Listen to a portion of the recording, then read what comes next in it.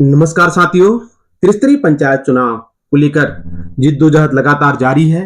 लोग युवा, कर्मठ, शिक्षित, ईमानदार विभिन्न शब्दों के लेकर जनता के बीच जा रहे हैं।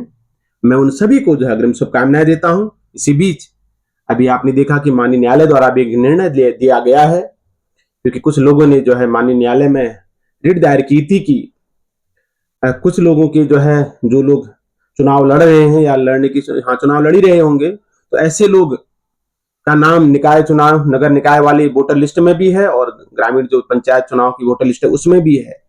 तो ऐसी स्थिति में चीफ जस्टिस साहब का स्पष्ट आदेश है कि ऐसे लोगों को ऐसे लोग जो है चुनाव नहीं लड़ सकते हैं, क्योंकि दो दो जगह नाम होना वास्तव में ठीक है भी नहीं।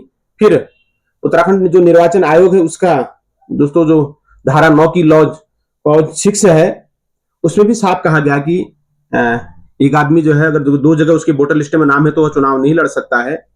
तो उसका भी पालन किया गया है और ऐसा होना भी चाहिए, क्योंकि अभी तो नेट पर भी उन्होंने चीफ जस्टिस जो माननीय न्यायालय ने निर्णय दिया है वह भी नेट पर नहीं पड़ा हुआ है उनकी साइट पर। लेकिन उन्होंने ये भी एक शब्द कहा है कि हम इस चुनाव को प्रभावित नहीं कर रहे हैं।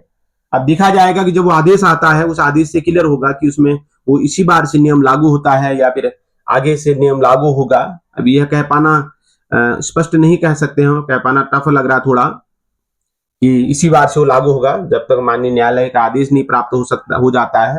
लेकिन मैं भी मानता हूं कि यह गलत है कि दो दो जगह से आप नाम होने के बाद आप चुनाव लड़ रहे हैं, ठीक नहीं। ऐसी स्थिति में आप पंचायत में आ रहे हैं तो पंचायत चुनाव लड़ रहे हैं और वहां निकाय चुनाव का आ रहा तो वहां निकाय चुनाव लड़ ले रहे हैं, नगर निकाय का, तो वो ठीक नहीं है। लोकतंत्र में ये नहीं होना चाहिए। जब एक लोकतंत्र, एक संविधान, एक देश की हम बात कर रहे हैं, एक कार्य, एक पेंशन की बात कर रहे हैं, तो वहां दो जगह नाम होने का ये संविधान के खिलाफ भी है। ये लोकतंत्र के खिलाफ भी और संविधान के भी खिलाफ है।